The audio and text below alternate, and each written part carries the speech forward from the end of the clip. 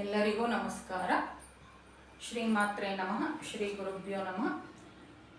ಇಂದಿನ ಒಂದು ಸಂಚಿಕೆಯಲ್ಲಿ ಯಾವುದು ಅಶ್ವಮೇಧ ಯಾಗ ಮಾಡಿದಾಗ ದಶರಥ ಮಹಾರಾಜರು ಮಾಡಿರುವಂಥ ಅನ್ನದಾನದ ಬಗ್ಗೆ ವಿವರಗಳನ್ನು ತಿಳಿಸಲು ಪ್ರಯತ್ನ ಪಟ್ಟೆ. ಹಾಗೆ ಅದೇ ಪರಂಪರೆ ಅಂದರೆ ರಾಮಾಯಣಕ್ಕೆ ವಾರಸುದಾರರಾಗಿರುವಂಥ ನಮ್ಮ ಭಾರತೀಯರು ಅನ್ನದಾನದಲ್ಲಿ ಹೇಗೆ ಶ್ರೇಷ್ಠರಾಗಿರುತ್ತಾರೆ, ಅದು ಈಗಿನ ಕಾಲದಲ್ಲೂ ಹೇಗೆ ಮುಂದುವರಿಸ್ಕೊಂಡು ಹೋಗ್ತಾ ಇದ್ದಾರೆ ಅಂತ ತಮ್ಮೆಲ್ಲರಿಗೂ ಮನವಿ ಮಾಡೋದಕ್ಕೆ ನಾನು ಪ್ರಯತ್ನ ಪಟ್ಟೆ. ಈಗ 1 ವರ್ಷಗಳ ಕಾಲ ಅನ್ನದಾನ ನಡೆದ ನಂತರ ಅಶ್ವಮೇಧ ಯಾಗಕ್ಕೋಸ್ಕರ ಪೂರ್ವಾಪರ ಕ್ರತುಗಳೆಲ್ಲ ಮುಗಿದ ನಂತರ ಈ ಯಾಗಶಾಲೆಯನ್ನು ಅದ್ಭುತವಾಗಿ ನಿರ್ಮಾಣ ಮಾಡಿದ್ರಂತೆ. ಆ ಯಾಗಶಾಲೆಯಲ್ಲಿ 21 ಸ್ತಂಭಗಳನ್ನು ನೆಟ್ರಂತೆ. ಅದು ಯಾವುದು ಅಂತಂದ್ರೆ ಬಿಲ್ವದ್ದು ಸ್ತಂಭಗಳು 6, ಮೋದಕ ಸ್ತಂಭಗಳು 6, ಚಾಂದ್ರಕರ್ರಗಳು 6, ದೇವದಾರ ಸ್ತಂಭಗಳು 2 ಮತ್ತೆ ಶ್ಲೇಷ್ಮಾತಕ ಸ್ತಂಭಗಳು 1 ನೆಟ್ರಂತೆ. ಅಲ್ಲಿ ದಶರಥ ಮಹಾರಾಜರು ಶುಕ್ಲ ಯಜುರ್ವೇದಕ್ಕೆ ಚೆಂದಿರೋರ ಆಗಿರೋದ್ರಿಂದ ಅದಕ್ಕೆ ಅನುಗುಣವಾಗಿ ಯಾಗಶಾಲೆಯನ್ನು ನಿರ್ಮಾಣ ಮಾಡಿದ್ರಂತೆ. ಎಷ್ಟೋ ಶಾಸ್ತ್ರೋಕ್ತವಾಗಿ ಯಾಗ ನಡೀತಂತೆ. ಕಟ್ಟಕಡೆಯದಾಗಿ ಯಾಗಾಶ್ವವನ್ನು ತೆಗೆದುಕೊಂಡು ಬಂದು ಸ್ತೂಪಕ್ಕೆ ಕಟ್ಟಾಕ್ತಾರಂತೆ. ಪಟ್ಟಮಹಿಷಿಯಾಗಿರುವಂಥ ಕೌಸಲ್ಯ 3 ಬಾರಿ ಕತ್ತರಿಸಿ ಆ ಯಾಗಾಶ್ವವನ್ನು ವಧಿಸಿದ್ರಂತೆ.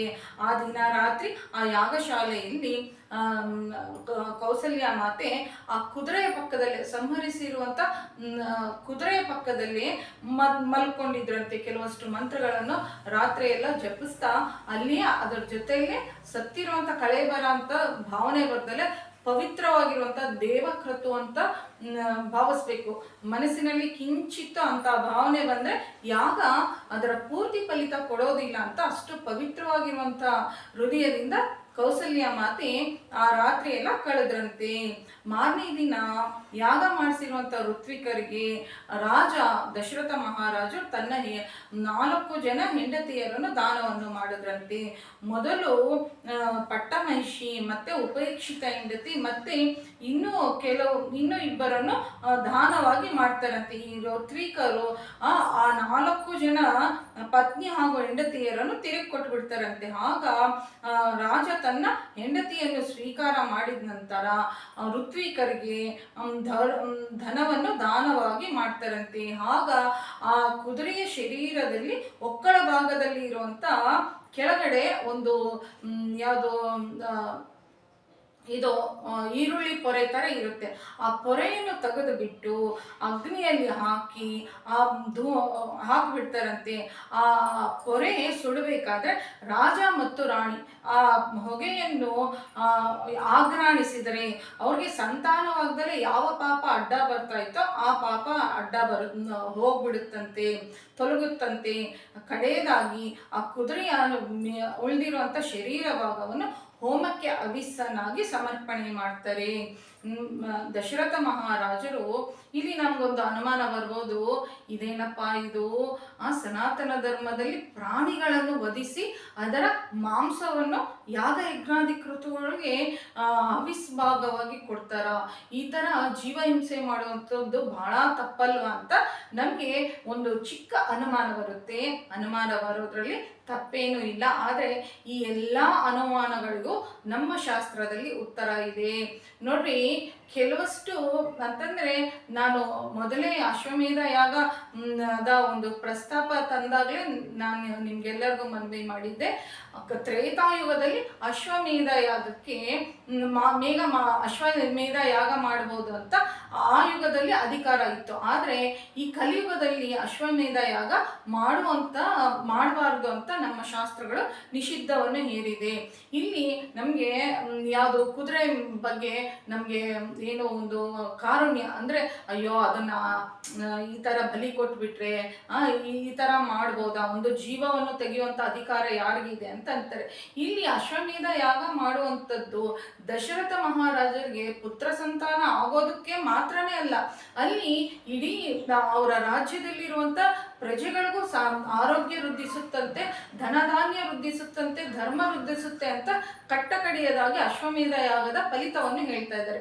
ಇಲ್ಲಿ ನಾವು ಒಂದು ಯುದ್ಧದಲ್ಲಿ ಕುದುರೆಗಳನ್ನ ಬಳಸ್ತಾರೆ, ಆನೆಗಳನ್ನ ಬಳಸ್ತಾರೆ, ಮತ್ತೆ ಸೈನಿಕರನ್ನೆಲ್ಲರನ್ನೂ ಬಳಸ್ತಾರೆ. ಆ ಯುದ್ಧದಲ್ಲೂ ಸಹ ಆನೆಗಳು, ಕುದುರೆಗಳು ಮರಣವನ್ನು ಹೊಂದುತ್ತವೆ. ಅಂತಂದ್ರೆ ಒಂದು ರಾಜ್ಯದ ಸುಭಿಕ್ಷೆಗೋಸ್ಕರ ಒಂದೇ ಒಂದನ್ನು ತ್ಯಾಗ ಮಾಡೋದ್ರಲ್ಲಿ ತಪ್ಪಿಲ್ಲ ಅಂತಂತ ನಮ್ಮ ಶಾಸ್ತ್ರದಲ್ಲಿ ಹೇಳ್ತಾರೆ. ಯಾಕೆ ಕುದುರೆಯನ್ನೇ ತಂದು ಯಾಕೆ ಇಲ್ಲಿ ಬಲಿಯನ್ನು ನೀಡೋದು, ಬಲಿಮುಕ್ತವಾಗಿ ಮಾಡ್ತಾ ಇದ್ದಾರೆ ಅಂತಂದ್ರೆ, ಕುದುರೆ ನಮ್ಮ ಮನಸ್ಸಿಗೆ ಪ್ರತೀತವಾಗಿರುವಂಥದ್ದು, ಚಂಚಲವಾಗಿರುವಂಥದ್ದು. ಅದಕ್ಕೋಸ್ಕರನೇ ಮನಸ್ಸು ಸ್ಥಿರವಾಗಿ ಇದ್ರೇನೆ ಮಾತ್ರ ಮನುಷ್ಯ ಮಹನೀಯರಾಗ್ತಾರೆ ಅಂತ ಅದಕ್ಕೆ ಸಂಕೇತವಾಗಿ ಅದನ್ನು ಬಲಿ ನೀಡ್ತಾರೆ ಅಂತ ನಮ್ಮ ಶಾಸ್ತ್ರದಲ್ಲಿ ಹೇಳ್ತಾರೆ. ಇದರಲ್ಲಿ ಯಾವುದೇ ತಪ್ಪಿಲ್ಲ. ಅಂತಂದ್ರೆ ನಾವು ಬೇರೆ ಬೇರೆ ಧರ್ಮಗಳಲ್ಲಿ ಹಬ್ಬಗಳು ಬಂದ್ರೆ ಬಾಯಿ ಚಪ್ಪಲಕ್ಕೋಸ್ಕರ ಎಷ್ಟು ಜೀವಿಗಳನ್ನು, ಅಂತಂದ್ರೆ ನಾವು ಪವಿತ್ರವಾಗಿ ಪೂಜಿಸುವಂತ ಗೋಮಾತೆಗಳನ್ನು ಎಷ್ಟು ವಧೆ ಮಾಡ್ತಾರೆ ಅಂತ ನಾವು ತಿಳ್ಕೊಬೇಕಾಗುತ್ತೆ. ಆದ್ರೆ ಇಲ್ಲಿ ಎಲ್ಲಾ ಜನರ ಒಂದು ರಕ್ಷಣೆಗಾಗಿ, ಅವರ ಸಮೃದ್ಧಿಗಾಗಿ ಒಂದೇ ಒಂದು ಜಂತುವನ್ನು ಬಲಿ ನೀಡೋದ್ರಲ್ಲಿ ತಪ್ಪಿಲ್ಲ. ಅಂತಂದ್ರೆ ಹುಟ್ಟಿರುವಂತ ಪ್ರತಿ ಜೀವಿಗೂ ಸಾವು ಬಂದೇ ಬರುತ್ತೆ. ಆದ್ರೆ ಕುದುರೆ ಏನು ಶಾಶ್ವತವಾಗಿ ಈ ಭೂಮಂಡಲದಲ್ಲಿ ಇರೋದಿಲ್ಲ. ಆದ್ರೆ ಈ ಯಾಗಕ್ಕೆ ಬಲಿಯಾಗಿರುವಂತ ಕುದುರೆಗೆ ಬಂದಿರುವಂತ ಲಾಭ ಏನಂತೆ, ಆ ಕುದುರೆಯಲ್ಲಿರುವಂತ ಆತ್ಮ ಆ ಯಾಗಕ್ಕೆ ಬಲಿಯಾಗಿರೋದ್ರಿಂದ ಮತ್ತೆ ಮತ್ತೆ ಜನ್ಮ ಎತ್ತಿ ಬರ್ದಲೆ ಮುಕ್ತಿಯನ್ನು ಹೊಂದುತ್ತೆ. ಒಂದು ಪ್ರಾಣಿಯಾಗಿದ್ರೂ ಮುಕ್ತಿಯನ್ನು ಕೊಡುವಂಥದ್ದೆಷ್ಟು ದೊಡ್ಡ ಕಾರ್ಯನೇ ಆಗುತ್ತಲ್ಲ ಅದ್ರ ಪಾಲಿಗೆ. ಮತ್ತೆ ಬಹಳ ಕೋಟಿ ಕೋಟಿ ಜನ್ಮ ಎತ್ತಿ ಬಂದ ನಂತರ ಮನುಷ್ಯ ಜನ್ಮ ಬರುತ್ತೆ. ಆ ಮನುಷ್ಯ ಜನ್ಮದಲ್ಲೂ ಸಾಧನೆ ಮಾಡಿದ್ರೇನೆ ಮಾತ್ರನೇ ಮುಕ್ತಿ ಸಿಗುತ್ತೆ. ಆದ್ರೆ ಈ ಅಶ್ವಮೇಧ ಯಾಗದಲ್ಲಿ ಅದು ಬಲಿದಾನ ಆಗಿರೋದ್ರಿಂದ ಅದಕ್ಕೆ ಈ ಜನ್ಮದಲ್ಲಿ ಮುಕ್ತಿ ಸಿಗುವಂಥದ್ದು ಒಳ್ಳೆಯ ಒಂದು ಶುಭ ಫಲಿತಾನೆ ಅಂತ ನಾನಿಲ್ಲಿ ಮನವಿ ಮಾಡ್ತಾ ಇದ್ದೀನಿ. ನನಗೆ ತಿಳಿದಿರೋ ಮಟ್ಟಿಗೆ ಅಶ್ವವನ್ನು ಯಾಕೆ ಬಲಿ ಕೊಡ್ತಾರೆ ಅನ್ನೋದಕ್ಕೆ ಇನ್ನೂ ಆಳವಾಗಿ ಹೇಳಿದ್ರೆ ಮತ್ತಷ್ಟು ಕಾರಣಗಳು ಸಿಗುತ್ತೆ.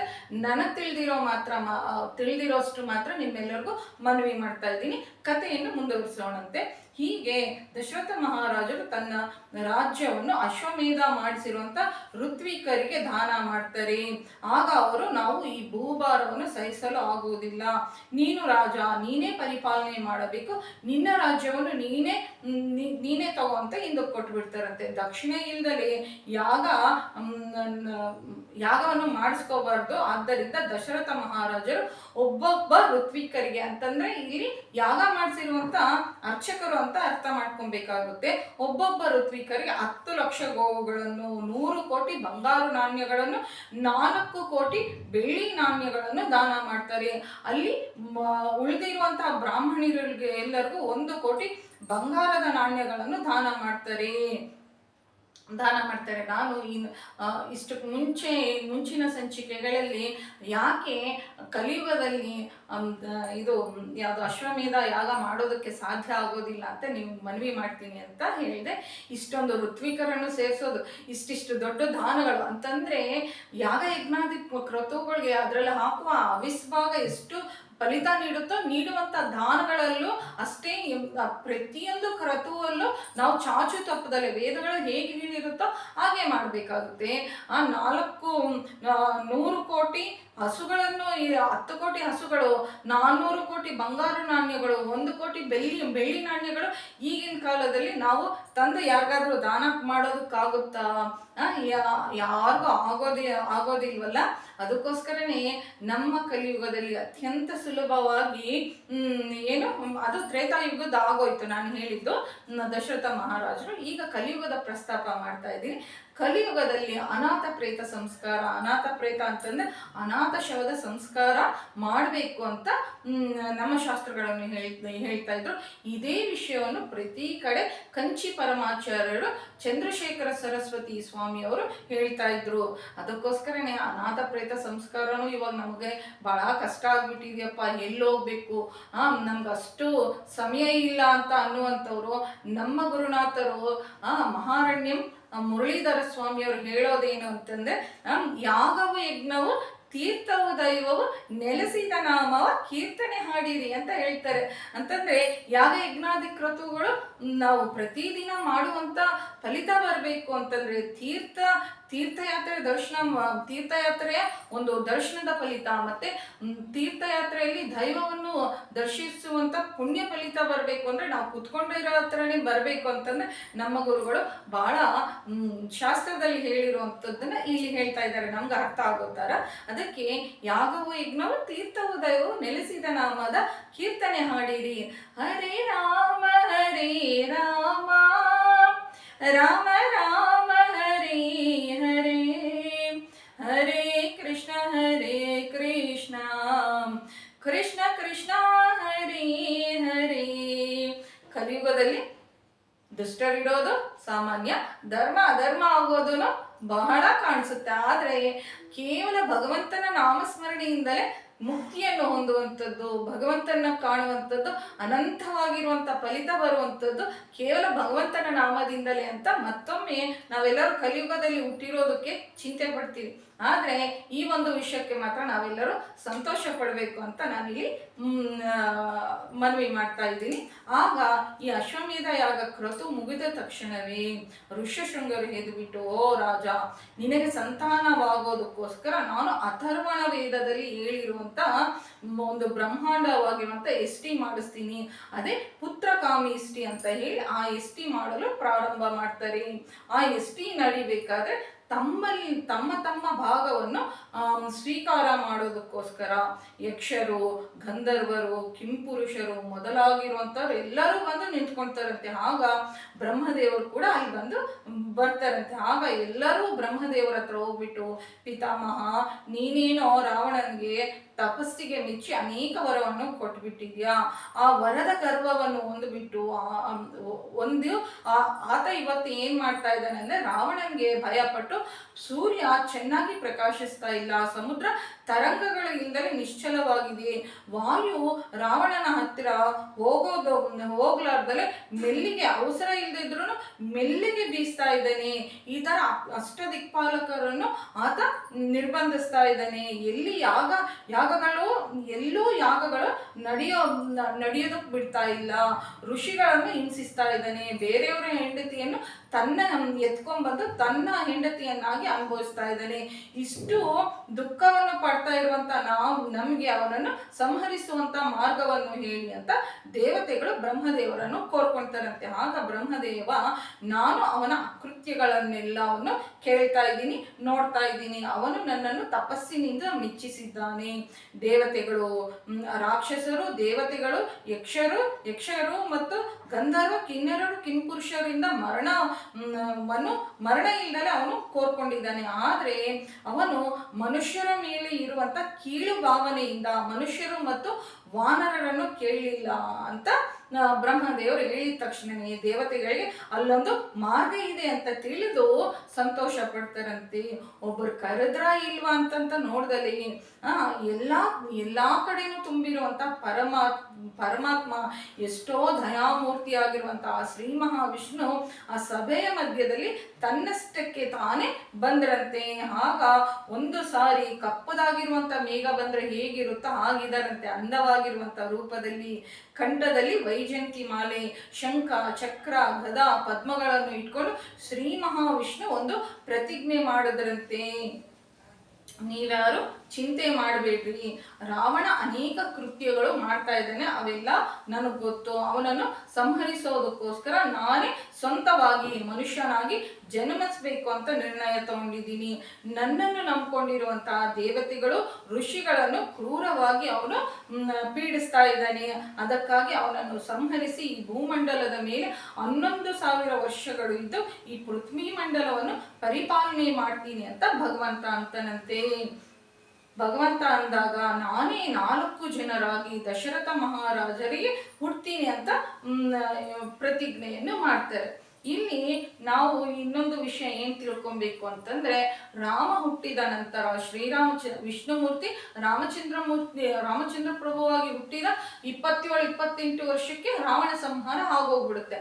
ಆದ್ರೆ ಅಲ್ಲಿ ಅವರು 11,000 ವರ್ಷಗಳು ಭೂಮಿಯನ್ನು ಪರಿಪಾಲನೆ ಮಾಡಿದ್ದಾರೆ ಅಂತಂತಂದ್ರೆ, ಮನುಷ್ಯ ಕಷ್ಟ ಬಂದ್ರು ದುಃಖ ಬಂದ್ರು ಧರ್ಮವನ್ನು, ಸತ್ಯವನ್ನು ಆಧಾರ ಮಾಡಿಕೊಂಡು ಹೇಗೆ ಪರಿಪೂರ್ಣವಾಗಿರುವಂತ ಜೀವನವನ್ನು ನಡೆಸ ನಡೆಸ್ಕೊಡ್ಬೇಕು ಅಂತ ಪರಂಧಾಮನಾಗಿರುವಂಥ ಪರಮಾತ್ಮ ಒಬ್ಬ ಮನುಷ್ಯನಾಗಿ ಹುಟ್ಟಿ ಬಂದು ನಮ್ಮೆಲ್ಲರಿಗೂ ಆದರ್ಶಪ್ರಾಯವಾಗಿ ಮನುಷ್ಯನ ಜೀವನ ಯಾವ ರೀತಿ ಇದ್ರೆ ಅವನು ಮಹನೀಯನಾಗ್ತಾನೆ, ಬೇರೆಯವರಿಂದ ಪೂಜಿಸಲ್ಪಡ್ತಾನೆ, ನಂತರ ಹೇಗೆ ಶಾಶ್ವತನಾಗುತ್ತಾನೆ, ಹೇಗೆ ಮುಕ್ತಿ ಹೊಂದುತ್ತಾನೆ ಅಂತ ತೋರಿಸ್ಕೊಟ್ಟಿರುವಂಥ ಜನ್ಮವೇ ಅವರು ಅವತಾರವೇ ಶ್ರೀರಾಮಚಂದ್ರ ಪ್ರಭುವಿನ ಅವತಾರ.